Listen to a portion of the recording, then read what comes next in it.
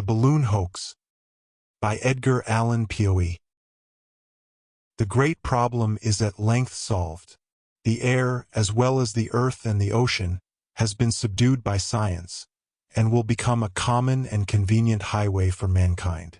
The Atlantic has been actually crossed in a balloon, and this too without difficulty, without any great apparent danger, with thorough control of the machine, and in the inconceivably brief period of 75 hours from shore to shore. By the energy of an agent at Charleston, South Carolina, we are enabled to be the first to furnish the public with a detailed account of this most extraordinary voyage, which was performed between Saturday, the 6th instant at 11 a.m. and 2 p.m. on Tuesday, the 9th instant, by Sir Everard Bringhurst, Mr. Osborne, a nephew of Lord Bentinck's, Mr. Monk Mason and Mr. Robert Holland, the well-known aeronauts, Mr. Harrison Ainsworth, author of Jack Sheppard, and C. and Mr. Henson, the projector of the late unsuccessful flying machine, with 2 seamen from Woolwich, in all 8 persons. The particulars furnished below may be relied on as authentic and accurate in every respect, as, with a slight exception, they are copied verbatim from the joint diaries of Mr. Monk Mason and Mr. Harrison Ainsworth, to whose politeness our agent is also indebted for much verbal information respecting the balloon itself, its construction, and other matters of interest. The only alteration in the MS received has been made for the purpose of throwing the hurried account of our agent, Mr. Forsyth, into a connected and intelligible form. The balloon. 2 very decided failures of late, those of Mr. Henson and Sir George Cayley, had much weakened the public interest in the subject of aerial navigation. Mr. Henson's scheme, which at first was considered very feasible even by men of science, was founded upon the principle of an inclined plane, started from an eminence by an extrinsic force, applied and continued by the revolution of impinging vanes, in form and number resembling the vanes of a windmill. But, in all the experiments made with models at the Adelaide Gallery, it was found that the operation of these fans not only did not propel the machine, but actually impeded its flight. The only propelling force it ever exhibited was the mere impetus acquired from the descent of the inclined plane, and this impetus carried the machine farther when the vanes were at rest than when they were in motion, a fact which sufficiently demonstrates their inutility. And in the absence of the propelling, which was also the sustaining power, the whole fabric would necessarily descend. This consideration led Sir George Cayley to think only of adapting a propeller to some machine having of itself an independent power of support. In a word, to a balloon. The idea, however, being novel or original with Sir George only so far as regards the mode of its application to practice. He exhibited a model of his invention at the Polytechnic Institution. The propelling principle or power was here also applied to interrupted surfaces or vanes put in revolution. These vanes were 4 in number, but were found entirely ineffectual in moving the balloon, or in aiding its ascending power. The whole project was thus a complete failure. It was at this juncture that Mr. Monk Mason, whose voyage from Dover to Weilburg in the balloon, Nassau, occasioned so much excitement in 1837, conceived the idea of employing the principle of the Archimedean screw for the purpose of propulsion through the air, rightly attributing the failure of Mr. Henson's scheme, and of Sir George Cayley's, to the interruption of surface in the independent vanes. He made the first public experiment at Willis's Rooms, but afterward removed his model to the Adelaide Gallery. Like Sir George Cayley's balloon, his own was an ellipsoid. Its length was 13 feet 6 inches, height 6 feet 8 inches. It contained about 320 cubic feet of gas, which, if pure hydrogen, would support 21 pounds upon its first inflation, before the gas has time to deteriorate or escape. The weight of the whole machine and apparatus was 17 pounds, leaving about 4 pounds to spare.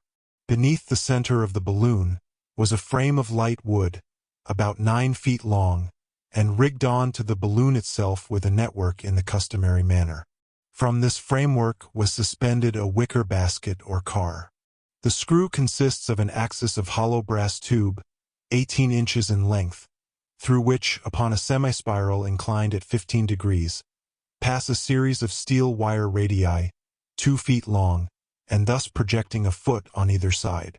These radii are connected at the outer extremities by 2 bands of flattened wire, the whole in this manner forming the framework of the screw, which is completed by a covering of oiled silk cut into gores, and tightened so as to present a tolerably uniform surface. At each end of its axis this screw is supported by pillars of hollow brass tube descending from the hoop. In the lower ends of these tubes are holes in which the pivots of the axis revolve. From the end of the axis, which is next the car, proceeds a shaft of steel, connecting the screw with the pinion of a piece of spring machinery fixed in the car. By the operation of this spring, the screw is made to revolve with great rapidity, communicating a progressive motion to the whole. By means of the rudder, the machine was readily turned in any direction. The spring was of great power, compared with its dimensions, being capable of raising 45 pounds upon a barrel of 4 inches diameter, after the first turn, and gradually increasing as it was wound up. It weighed, altogether, 8 pounds 6 ounces. The rudder was a light frame of cane covered with silk, shaped somewhat like a battledore, and was about 3 feet long, and at the widest 1 foot. Its weight was about 2 ounces. It could be turned flat and directed upwards or downwards as well as to the right or left, and thus enabled the aeronaut to transfer the resistance of the air which in an inclined position it must generate in its passage, to any side upon which he might desire to act, thus determining the balloon in the opposite direction.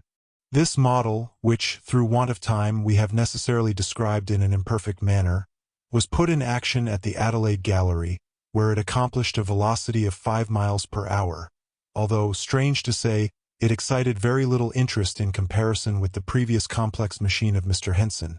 So resolute is the world to despise anything which carries with it an air of simplicity. To accomplish the great desideratum of aerial navigation, it was very generally supposed that some exceedingly complicated application must be made of some unusually profound principle in dynamics. So well satisfied, however, was Mr. Mason of the ultimate success of his invention, that he determined to construct immediately, if possible, a balloon of sufficient capacity to test the question by a voyage of some extent, the original design being to cross the British Channel, as before in the Nassau balloon. To carry out his views, he solicited and obtained the patronage of Sir Everard Bringhurst and Mr. Osborne, 2 gentlemen well known for scientific acquirement, and especially for the interest they have exhibited in the progress of aerostation. The project, at the desire of Mr. Osborne, was kept a profound secret from the public, the only persons entrusted with the design being those actually engaged in the construction of the machine, which was built, under the superintendence of Mr. Mason, Mr. Holland, Sir Everard Bringhurst, and Mr. Osborne, at the seat of the latter gentleman near Penstruthal, in Wales. Mr. Henson, accompanied by his friend Mr. Ainsworth, was admitted to a private view of the balloon on Saturday last, when the 2 gentlemen made final arrangements to be included in the adventure. We are not informed for what reason the 2 seamen were also included in the party, but, in the course of a day or 2, we shall put our readers in possession of the minutest particulars respecting this extraordinary voyage. The balloon is composed of silk, varnished with the liquid gum caoutchouc. It is of vast dimensions, containing more than 40,000 cubic feet of gas. But as coal gas was employed in place of the more expensive and inconvenient hydrogen, the supporting power of the machine, when fully inflated and immediately after inflation, is not more than about 2,500 pounds. The coal gas is not only much less costly, but is easily procured and managed. For its introduction into common use for purposes of aerostation, we are indebted to Mr. Charles Green. Up to his discovery, the process of inflation was not only exceedingly expensive, but uncertain. 2 and even 3 days have frequently been wasted in futile attempts to procure a sufficiency of hydrogen to fill a balloon, from which it had great tendency to escape, owing to its extreme subtlety and its affinity for the surrounding atmosphere. In a balloon sufficiently perfect to retain its contents of coal gas unaltered, in quantity or amount, for 6 months, An equal quantity of hydrogen could not be maintained in equal purity for 6 weeks.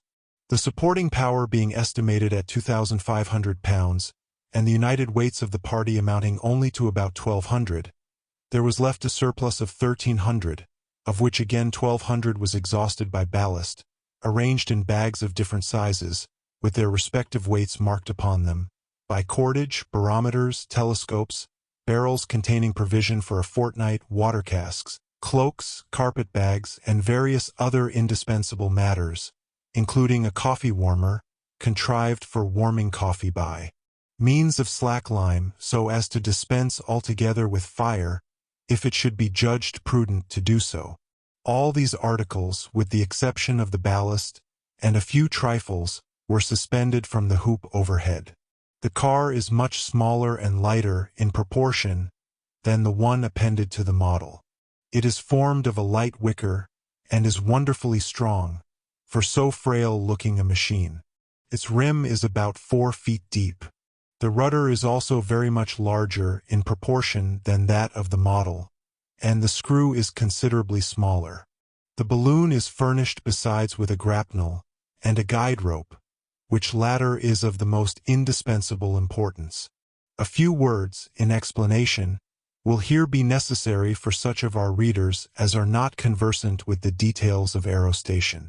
As soon as the balloon quits the earth, it is subjected to the influence of many circumstances tending to create a difference in its weight, augmenting or diminishing its ascending power. For example, there may be a deposition of dew upon the silk, to the extent even of several hundred pounds. Ballast has then to be thrown out, or the machine may descend. This ballast being discarded, and a clear sunshine evaporating the dew, and at the same time expanding the gas in the silk, the whole will again rapidly ascend. To check this ascent, the only recourse is, or rather was until Mr. Green's invention of the guide rope, the permission of the escape of gas from the valve. But in the loss of gas is a proportionate general loss of ascending power, so that, in a comparatively brief period, the best constructed balloon must necessarily exhaust all its resources and come to the earth. This was the great obstacle to voyages of length.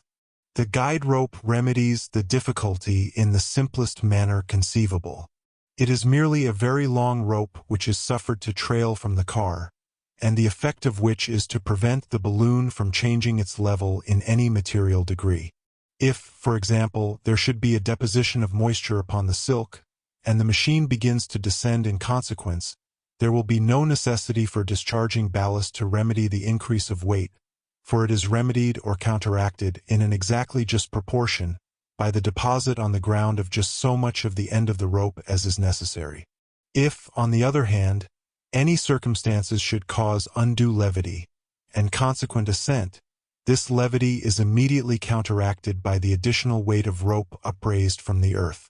Thus, the balloon can neither ascend or descend, except within very narrow limits, and its resources, either in gas or ballast, remain comparatively unimpaired.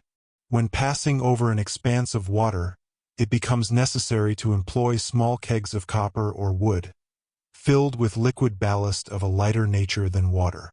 These float, and serve all the purposes of a mere rope on land. Another most important office of the guide rope is to point out the direction of the balloon. The rope drags either on land or sea while the balloon is free. The latter, consequently, is always in advance when any progress whatever is made. A comparison, therefore, by means of the compass of the relative positions of the two objects will always indicate the course. In the same way, the angle formed by the rope with the vertical axis of the machine indicates the velocity. When there is no angle, in other words, when the rope hangs perpendicularly, the whole apparatus is stationary. But the larger the angle, that is to say, the farther the balloon precedes the end of the rope, the greater the velocity, and the converse. As the original design was to cross the British Channel and alight as near Paris as possible, the voyagers had taken the precaution to prepare themselves with passports directed to all parts of the continent, specifying the nature of the expedition, as in the case of the Nassau voyage, and entitling the adventurers to exemption from the usual formalities of office. Unexpected events, however, rendered these passports superfluous. The inflation was commenced very quietly at daybreak on Saturday morning, the 6th instant, in the courtyard of Wheelvore House, Mr. Osborne's seat, about a mile from Penstruthal in North Wales. And at 7 minutes past 11, everything being ready for departure, the balloon was set free, rising gently but steadily, in a direction nearly south. No use being made, for the first half hour, of either the screw or the rudder. We proceed now with the journal, as transcribed by Mr. Forsyth from the joint misses of Mr. Monk Mason and Mr. Ainsworth.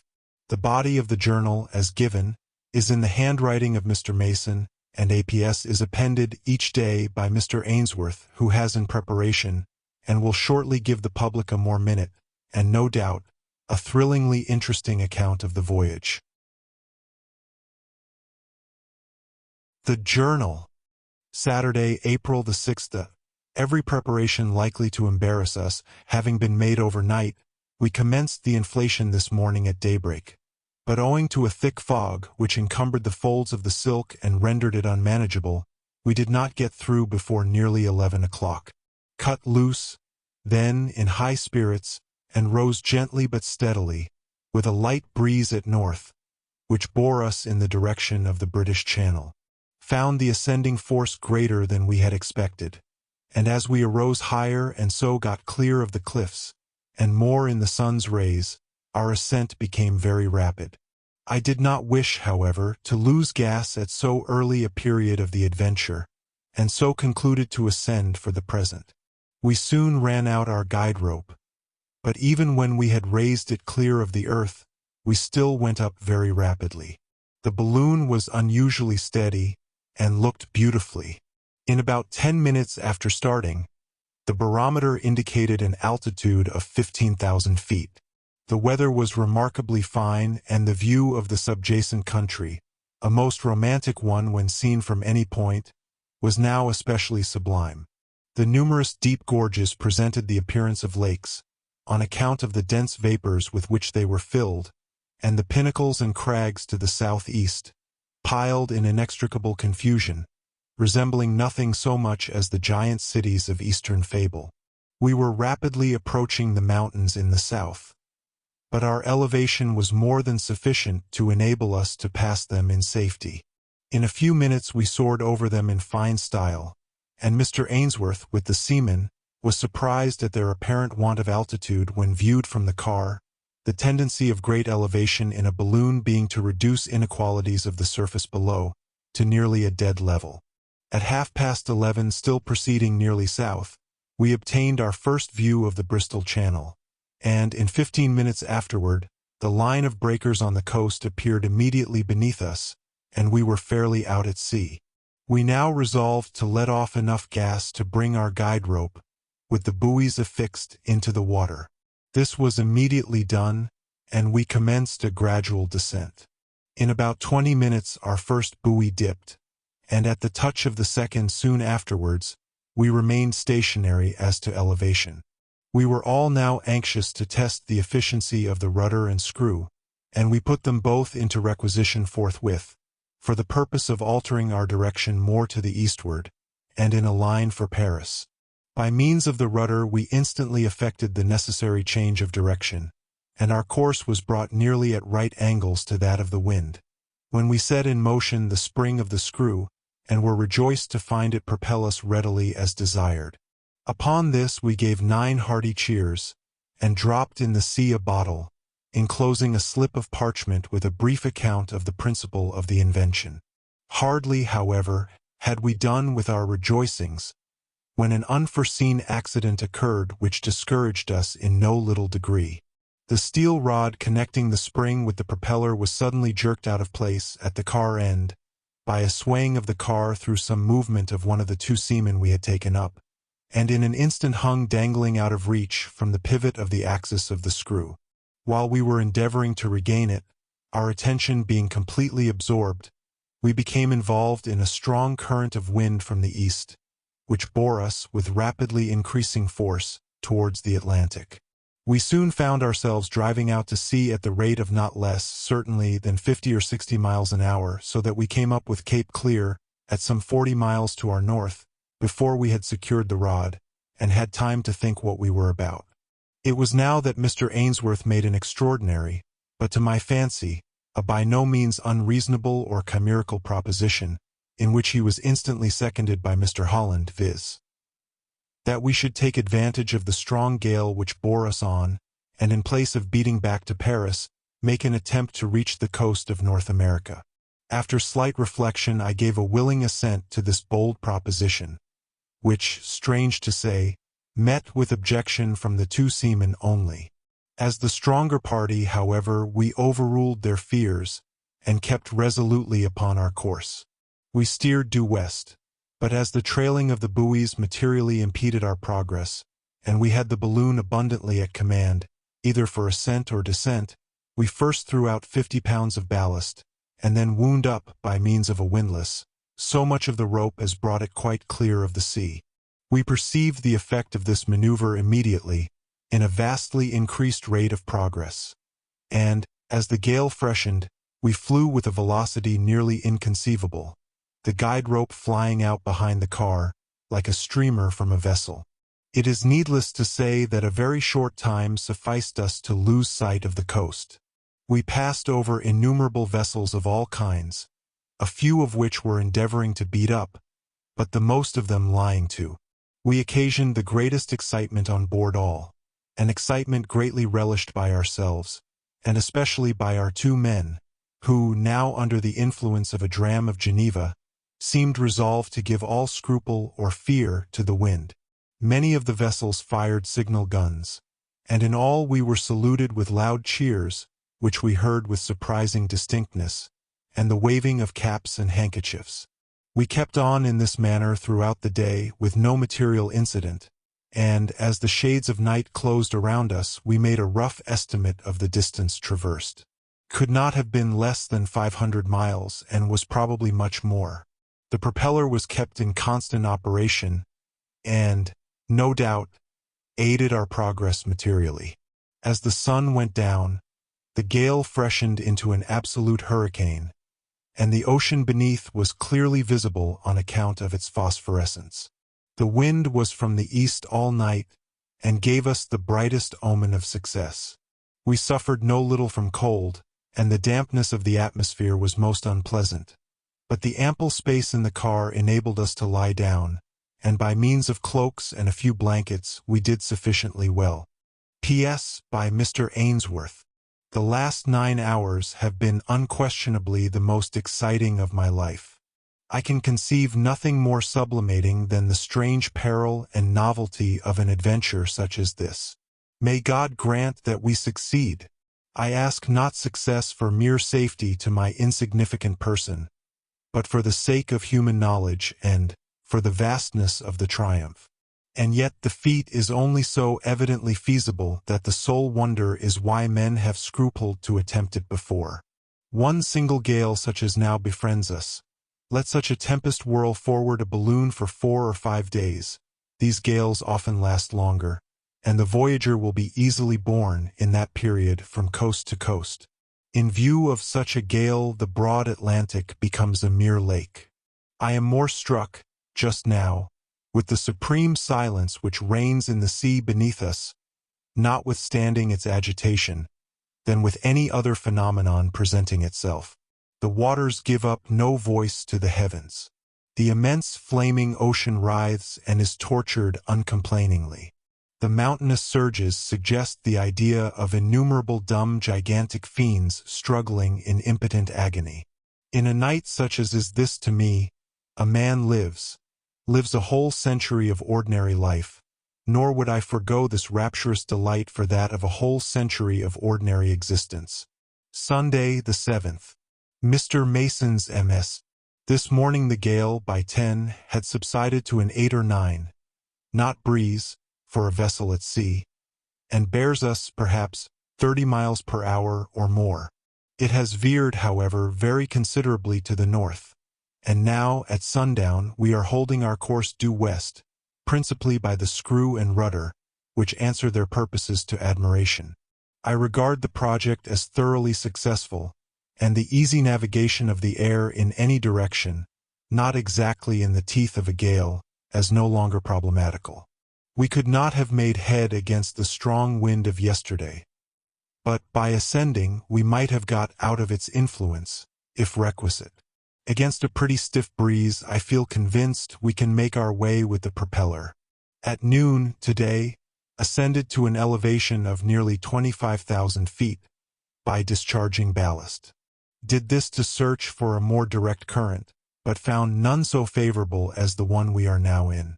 We have an abundance of gas to take us across this small pond, even should the voyage last 3 weeks.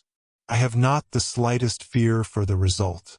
The difficulty has been strangely exaggerated and misapprehended. I can choose my current, and should I find all currents against me, I can make very tolerable headway with the propeller. We have had no incidents worth recording. The night promises fair. P.S.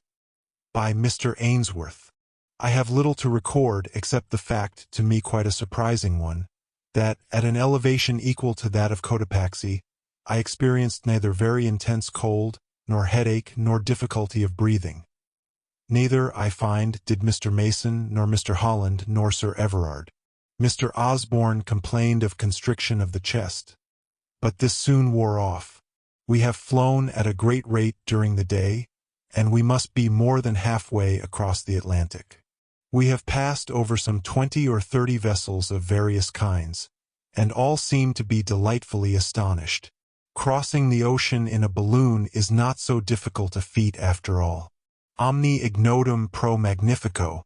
At 25,000 feet elevation the sky appears nearly black, and the stars are distinctly visible, while the sea does not seem convex, as one might suppose, but absolutely and most unequivocally concave. *1. Monday the 8th. Mr. Mason's MS. This morning we had again some little trouble with the rod of the propeller, which must be entirely remodeled, for fear of serious accident. I mean the steel rod, not the vanes. The latter could not be improved. The wind has been blowing steadily and strongly from the northeast all day, and so far fortune seems bent upon favoring us. Just before day, we were all somewhat alarmed at some odd noises and concussions in the balloon, accompanied with the apparent rapid subsidence of the whole machine. These phenomena were occasioned by the expansion of the gas, through increase of heat in the atmosphere, and the consequent disruption of the minute particles of ice with which the network had become encrusted during the night. Threw down several bottles to the vessels below. Saw one of them picked up by a large ship, seemingly one of the New York line packets. Endeavored to make out her name, but could not be sure of it. Mr. Osborne's telescope made it out something like Atlanta. It is now 12 at night, and we are still going nearly west at a rapid pace. The sea is peculiarly phosphorescent. P.S. By Mr. Ainsworth. It is now 2 a.m. and nearly calm as well as I can judge, but it is very difficult to determine this point since we move with the air so completely. I have not slept since quitting Wheelvore, but can stand it no longer and must take a nap. We cannot be far from the American coast. Tuesday the 9th. Mr. Ainsworth's MS. 1 p.m. We are in full view of the low coast of South Carolina. The great problem is accomplished. We have crossed the Atlantic. Fairly and easily crossed it in a balloon. God be praised. Who shall say that anything is impossible hereafter? The journal here ceases. Some particulars of the descent were communicated, however, by Mr. Ainsworth to Mr. Forsyth.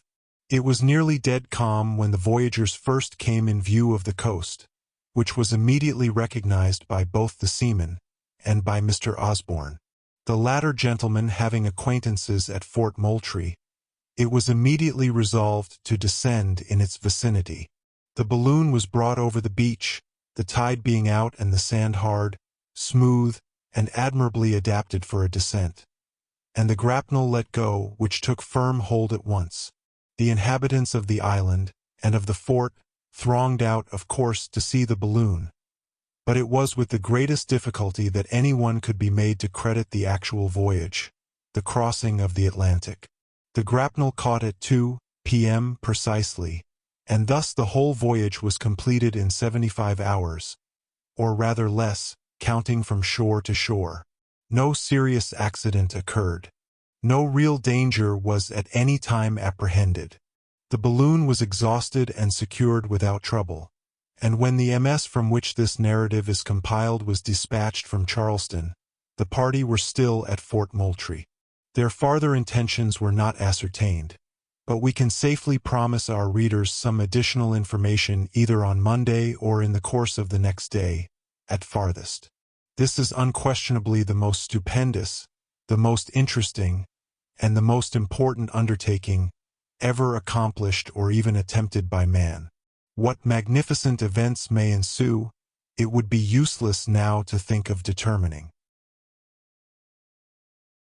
Note that Mr. Ainsworth has not attempted to account for this phenomenon, which, however, is quite susceptible of explanation. A line dropped from an elevation of 25,000 feet, perpendicularly to the surface of the earth or sea, would form the perpendicular of a right-angled triangle, of which the base would extend from the right angle to the horizon and the hypotenuse from the horizon to the balloon. But the 25,000 feet of altitude is little or nothing in comparison with the extent of the prospect. In other words, the base and hypotenuse of the supposed triangle would be so long when compared with the perpendicular that the two former may be regarded as nearly parallel. In this manner, the horizon of the aeronaut would appear to be on a level with the car.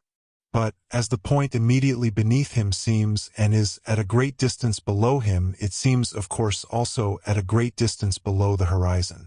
Hence the impression of concavity, and this impression must remain until the elevation shall bear so great a proportion to the extent of prospect that the apparent parallelism of the base and hypotenuse disappears, when the Earth's real convexity must become apparent. Here ends the story, The Balloon Hoax, by Edgar Allan Poe. Dear listener, we close the pages on another tale, a journey through words, imagination, and emotion. Here at the Falls Audiobook, where stories flow like a river's current, carrying you to distant worlds and uncharted depths, we thank you for joining us. As always, we invite you to linger a little longer. Subscribe to our channel to discover more stories waiting to be heard, each a cascade of voices, ideas, and artistry. And remember, every great story begins with a single word. Perhaps the next one will begin with you. Until our voices meet again, may your days be filled with quiet moments, rich pages, and the soothing sound of a story well told.